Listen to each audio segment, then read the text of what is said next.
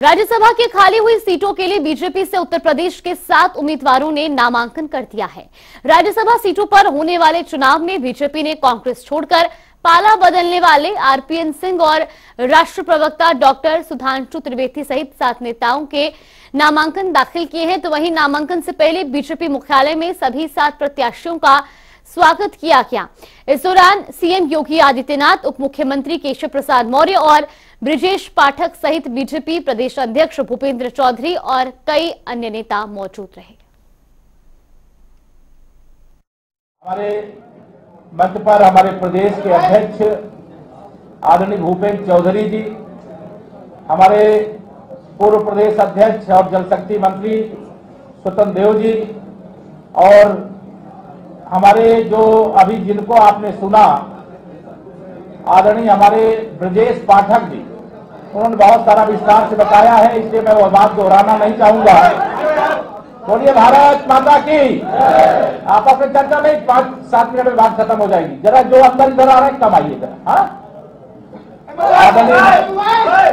आदरणीय ब्रिजेश पाठक जी, हमारे आज के जो विशेष तौर से आज देखिए कितना पवित्र दिन है, बसंत पंचमी है, और सरस्वती पुत्र के रूप में जिनको लगातार हम भारतीय जनता पार्टी के पक्ष में, देश के हित में, सरकार के पक्ष में ललकारते हुए हर चैनल पर सुनते हैं, ऐसे सरस्वती पुत्र हमारे सुधांशु त्रिवेदी जी जो अभी राज्यसभा के सदस्य हैं, फिर से उनको भेजा जा रहा है।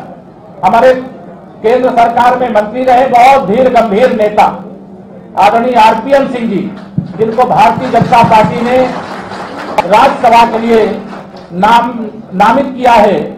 ऐसे ही हमारे प्रदेश के जो महामंत्री के रूप में काम देख रहे हैं छोटे भाई की तरह श्री अमरपाल मौर्य जी, जिनका सब कुछ आपके यहाँ पर बताया अभी परिचय में हमारे जेपीएस राठौर जी ने, इसे मैं वो दोहराना नहीं चाहता हूं, लेकिन यह बात एक बताना बहुत जरूरी है। जब अपना दल हमारे गठबंधन का हिस्सा, लेकिन जब श्री संगम लाल गुप्ता जी ने विधानसभा से इस्तीफा दिया, इनको लड़ने के उस समय में उस व्यवस्था की बैठक का हिस्सा था, कहा गया कि आप प्रतापगढ़ से लड़िए।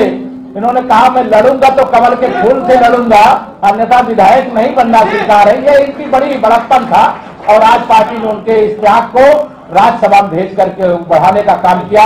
हमारी बहन हमारे आदरणीय बांके बिहारी जी की धरती से आने वाले चौधरी तेजवीर जी बहुत वरिष्ठ नेता है, मैं उनको जितना बताऊंगा वह कम होगा। फिर से उनको राज्यसभा में पार्टी ने भेजने का एक बहुत ऐतिहासिक फैसला लिया, और वह बहुत समर्पित रूप से पार्टी के लिए काम करने वाले। हमारी बहन साधना सिंह बहुत संघर्षशील हमारी बहन है, बहुत लड़ाई लड़ती थी। हम 2022 में उनको टिकट नहीं दे पाए थे, उनको भी निराशा थी, लेकिन पार्टी ने ब्याज के साथ हिसाब चुकता कर दिया। देश के उच्च सदन में उनको भेजने का काम किया। बहुत अपनी कवित्री के रूप में जो हमारी बहन संगीता बलवंत जी हैं, संगीता बलवंत बिंद जी हैं, वो यहाँ पर मंत्री परिषद में हमारी साथी रही है, 17 में विधायक थे। बहुत थोड़े अंतर से इस बार चुनाव 22 का वो हार गई थी, लेकिन आज उनको राज्यसभा में भेजने का फैसला किया। हमारे नवीन जैन जी, जब मैं प्रदेश का अध्यक्ष था, वो कोषाध्यक्ष थे, महापौर थे आगरा के, और उनको भी राज्यसभा में भेजने का यह फैसला हुआ है। अर्थात ये सामाजिक समीकरण का शानदार गुलदस्ता भारतीय जनता पार्टी ने दिया है। हम जातिवाद नहीं करते, हम सबको साथ, सबका विकास करते हैं। मैं भारतीय जनता पार्टी के अपने राष्ट्रीय नेतृत्व माननीय प्रधानमंत्री जी का, अपनी पार्टी के राष्ट्रीय अध्यक्ष जी का, सबका अभिनंदन करता हूं, उनका धन्यवाद करता हूं कि उन्होंने हमारी पार्टी का जो गुलदस्ता है जिसमें सब प्रकार के फूल, उस मूल भावना को प्रदर्शित करते हुए हमारी पार्टी के प्रत्याशियों में चयन में उस भूमिका को ठीक प्रकार से निर्वहन किया। हम लोग पार्टी के लाभार्थी, और लाभार्थी, मुझे बहुत खुशी है इस बात की कि लाभार्थियों की संख्या धीरे धीरे भाजपा में राजनीतिक दृष्टि से भी बढ़ रही है। और तो स्वतंत्र जी भाई साहब भी उसी श्रेणी के हैं, केशव जी नेता हमारे, लेकिन श्रेणी वही है, लाभार्थी हैं जी। और मैं तो देखो सबसे बड़ा लाभार्थी हुई आपके सामने।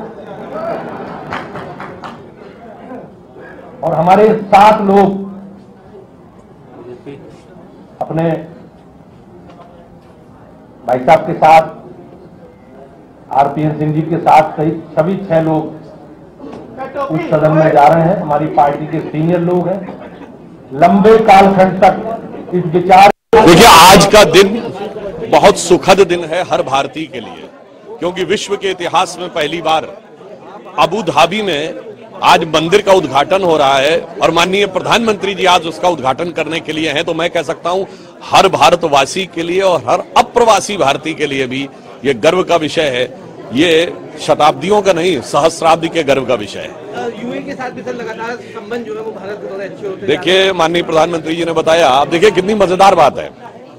यूएई जिसको हमारा पड़ोसी मुल्क सबसे खास मानता था, मतलब पाकिस्तान कहता था हम सफर, हम नियाला, हम प्याला, हम राज, उसने प्रधानमंत्री मोदी जी को अपना highest civilian award order of Zayed दिया है।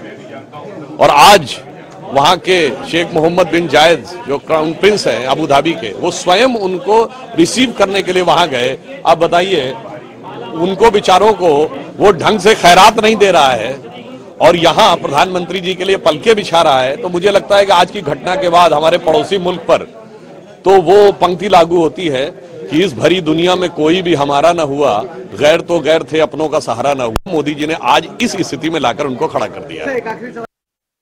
अब देखना यह है कि 8वीं सीट कैसे भाजपा जीतती है, ये तो समय बताएगा। लेकिन इतना जरूर है कि जो है आरएलडी के टूट जाने से अभी एक प्रत्याशी बढ़ सकता है, इसको लेकर के विचार विमर्श चल रहा है। लेकिन फिलहाल भाजपा नेता पर मुखर नहीं बोल रहे हैं। शाम तक पता चलेगा कि क्या स्थिति है और कैसे जो है इसका उपयोग करेंगे, ये 8वीं सीट उन्हें कैसे मिलती है, ये समय बताएगा। कैमरा पर्सन रियाज के साथ TN मिश्रा, जनता टीवी, लखनऊ।